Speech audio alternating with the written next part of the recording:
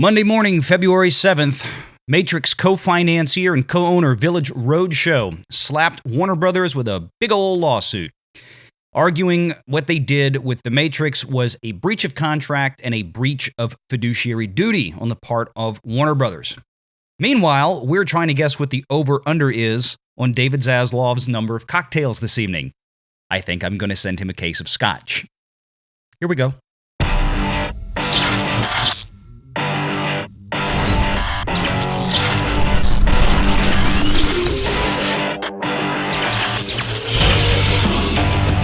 Renegade Online.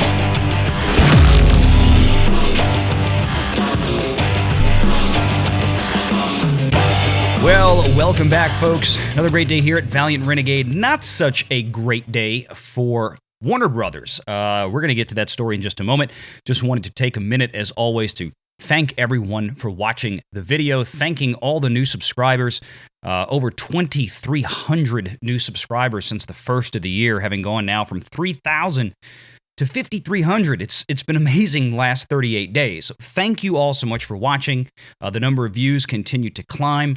And if you're like one of the 70+% of people watching this video that are not yet subscribed, I'm going to ask you to go ahead and do that now. Apparently, folks like what we got going on here. So thank you, everybody. Thank you for your faith. Thank you for all of your kind words and your compliments. And of course, as always, besides hitting that subscribe button, please do hit that notification bell, hit that like button. Do share this out on the social medias and leave a comment before you head out the door today. So let's just dive into this story. I have glossed over this. This is the actual 50-page filing complaint in Los Angeles County, state of California. This is the lawsuit from Village Roadshow against Warner Brothers, WarnerMedia, several other related partners and entities there. The article here from Deadline, as you can see, kind of gives us the highs and lows. Want to go through this, talk about what some of the implications are going to be, not just because of The Matrix, because what this lawsuit is trying to do is seek an injunction from the state of California, basically stopping Warner Brothers in their tracks from continuing production on any properties that are co-owned by Village Roadshow, as Village Roadshow is complaining that they have not been given a full accounting, they have not been compensated as per former contracts. These are their claims. Warner Brothers is, of course, upset because they went to arbitration last week, as per what their story is, the contract they have with the Village Roadshow to go over these things, but we're going to talk about some of those distinctions in a minute. Let's go right here to the article from Deadline magazine. Warner Brothers, this is from the article, which managed to evade litigation in 2021 despite a hail of protests over WarnerMedia's aggressive tactics with streaming services HBOMax, has been hit by a lawsuit from Village Roadshow. The production entity and longtime supplier of tentpole movies sued the studio in Los Angeles Superior Court, alleging breach of contract. The 50-page complaint does not mince words. It blasts, quote, from the lawsuit, the deliberate and consistent coordinated efforts of Warner Brothers to eviscerate the significant value of Village Roadshow's intellectual property, close quote. Now, let me tell you, this document is full of that kind of language. Now, that's not terribly uncommon that we see in lawsuits, but needless to say that Village Roadshow is not mincing words over what they believe that Warner Brothers has done to them. In a statement, Warner Brothers responded today, quote, "This is a frivolous attempt by Village Roadshow to avoid their contractual commitment to participate in the arbitration that we commenced against them last week. We have no doubt that this case will be resolved in our favor." Now, let me stop right there. What Village Roadshow is saying in this lawsuit is, yes, we acknowledge the arbitration, but here's the thing. We're not going to court over what the arbitration is supposed to cover, which is financial disputes. Again, this is according to them. The lawsuit is, again, asking the court for an injunctive measure to stop, like I said, to stop Warner Brothers from other projects beyond just The Matrix, but also compel them to reveal certain data, accounting that they have not been given on The Matrix itself. Especially what they're looking for is what value Warner Brothers has placed on it, an impact value for what it has delivered in terms of value to HBOMax. So we'll get to that again in a minute. At the center of the complaint is The Matrix Revolutions, the fourth installment in the franchise, which has limped towards the $150 million mark at the worldwide box office after its December release. Village Roadshow contends that WarnerMedia hobbled the film's commercial prospects by favoring streaming.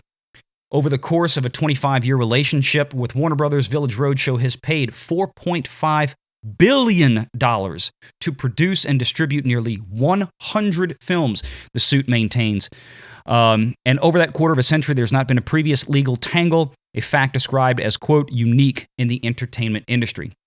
And they go on to talk about, how The Matrix has fared in the past, comparing its relative financial success with previous films, inflation adjusting those numbers up to 2021, comparing it to the new film. Now, full stop right there. I know the newest Matrix film wasn't that great. I watched it on HBOMax. I won't be watching it again. Let's just put it that way. Now, that being said, it is unfair to say that The Matrix would not have performed any better had it had a theatrical exclusive release. That's bupkis. It certainly would have. Most of those millions upon millions upon millions of views that it got on HBO Max, which they bragged about, and then in their most recent financial report, stated that they had one of their best years ever on the streaming service, growing their subscriber base nearly 20%, I believe it was, tapping out the year at 73.8 million global subscribers. So they did a good job opening up in new markets, also increasing their footprint here domestically in North America, the US, and Canada. And of course, Village Roadshow, that was kind of the straw that broke the camel's back. When they saw that, it's like, okay, fine, that's it. You're bragging about because Jason Kilar has for a year been bragging about his Project Popcorn, which was when he announced shortly after Wonder Woman 1984 that everything in 2021 would be going directly to HBO Max day and date with its theatrical streaming release, with its theatrical releases, which is something I've said here on this channel a great many times was a terrible idea. Disney's approach, for good or ill, was much more measured in the sense that they took it movie by movie, trying to decide how they were going to handle it.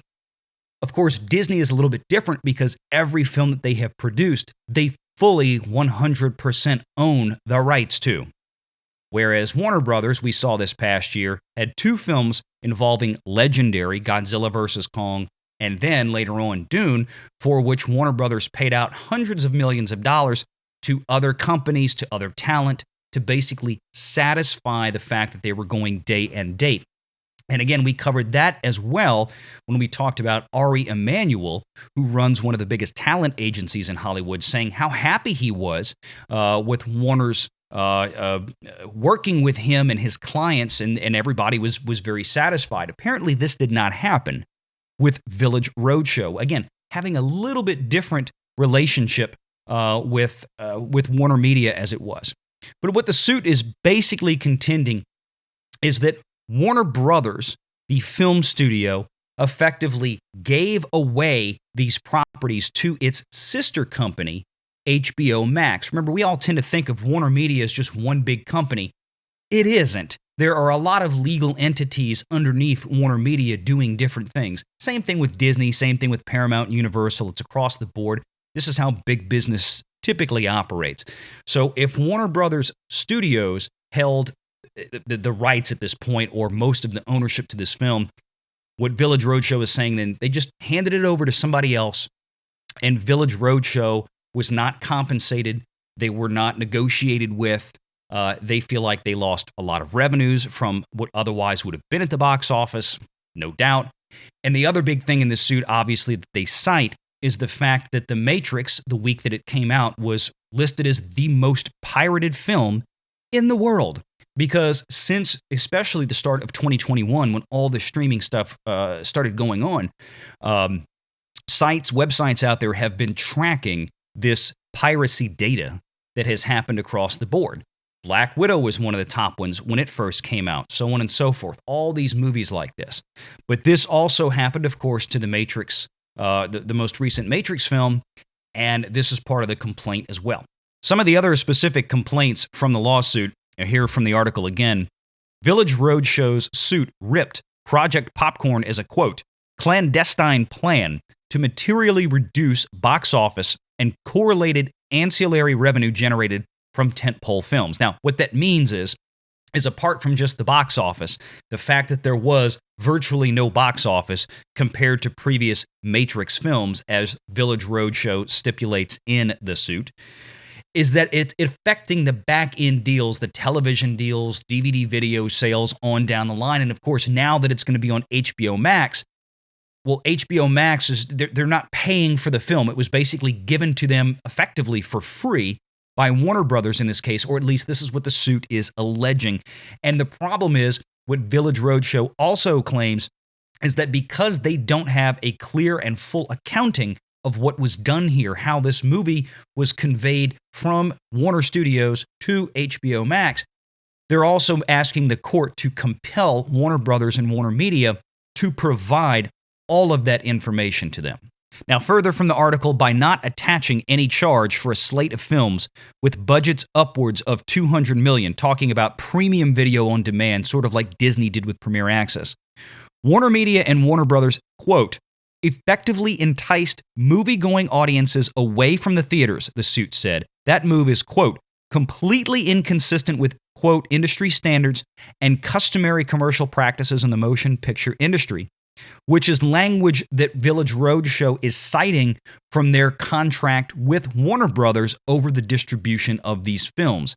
Additionally, WarnerMedia benefits by driving the value of its subsidiary, just as WarnerMedia prepares to spin off and merge with Discovery, all while providing zero benefit to Village Roadshow, talent, and other partners, closed quote. And this is where my remark about Mr. Zaslav at the beginning of this video comes into play, because of course, as probably many of you are aware, perhaps some not, the Warner Brothers, WarnerMedia, all that Warner enterprise is being spun off in a few months, or that is the plan as of right now, to spin that off and merge with Discovery, which many of you are probably familiar with the Discovery networks like Discovery Channel, the Travel Channel. They have about two dozen different networks in that family. A very successful television enterprise that is helmed by Mr. David Zaslav. And David Zaslav is set to be the new CEO of this new merged company between WarnerMedia and Discovery once AT&T spins WarnerMedia out later this year. Of course, this still has to pass some regulatory scrutiny before that can all happen. But at this point, AT&T and Discovery feel that they're pretty confident that they'll be able to get through that without much issue whatsoever. But things like this sure do throw a monkey in the wrench, as it were. And I'm sure this is not something that Zaslav feels like dealing with at this point, even though he's not personally dealing with it because he's not the CEO yet. This is certainly something that could tie things up and stretch things out a little bit longer before this happens, or cause other issues down the road. Of course, David Zaslav, watching all this happen, we also just had Jeff Zucker depart, let's just say, CNN recently, which wasn't probably all that bad of a thing for Mr. Zaslav. He was probably going to be one of those folks that was going to be out the door anyway, as CNN has been languishing and collapsing financially and in the ratings over the years. There needs to be some huge changes at that network, and Zaslav is just the guy to do it, and I'm sure that probably saved him some headaches of having to do it himself in a few months. But as Jason Kilar, who is currently the head of WarnerMedia, Jason Kilar is another one of these folks that is rumored to be, or is thought to be, pretty much out the door anyway once this merger concludes. Now, recently, Jason Kilar was bragging about how great that Project Popcorn had done. Again, how many new subs it had brought into HBO Max. The views on the movies they're releasing were rising up the streaming rating charts on places like Samba and Nielsen, and how successful it was at bringing in new viewers or retaining existing viewers. Well, that's exactly what popped Village Roadshow's attention, because apparently, as they claim, they're not really seeing any benefit from this. But in addition, and this is key, what more of this lawsuit is really going after is injunctive relief from other projects that are either currently in the works, in pre-production, production themselves. Some of those include an HBO Max series, as the suit alleges here, for Edge of Tomorrow, which was a movie that was done several years ago.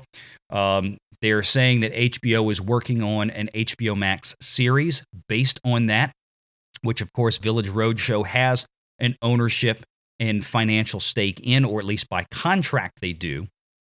There's also Wonka, which we have seen and heard some things about Timothée Chalamet playing a young Willy Wonka. Well, Village Roadshow was involved in Willy Wonka and the Chocolate Factory that had Johnny Depp in it some years ago. Again, the contract supposedly, according to Village Roadshow, stipulates that any prequels, sequels, derivatives of those types of films that Village Roadshow was involved in, they must then be involved in again, or at least have a right of refusal, which that movie is already undergoing, and Village Roadshow is basically asking, hey, what's going on with that one? And of course, there's also another elephant in the room, and that is the continued, if we ever see it, Sherlock Holmes 3, which has been in pre-production now for years.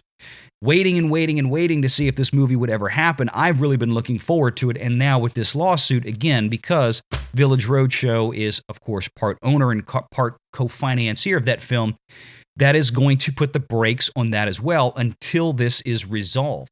So there may be some things potentially, depending on how this lawsuit proceeds from here and what a judge may or may not do, that it could cause a lot of problems for Warner Brothers with some of these projects they're working on. And one of the things that the suit claims that Warner Brothers is trying to do, at least according to Village Roadshow, is basically force Village Roadshow to give up all their rights for effectively little to no compensation, or Warner Brothers will just sit on these things and make them worthless. It's going to be a fun one, folks. Stay tuned. It is going to be a fun one. I'm sure there will be much more to come and much more that we will learn on this in the coming weeks.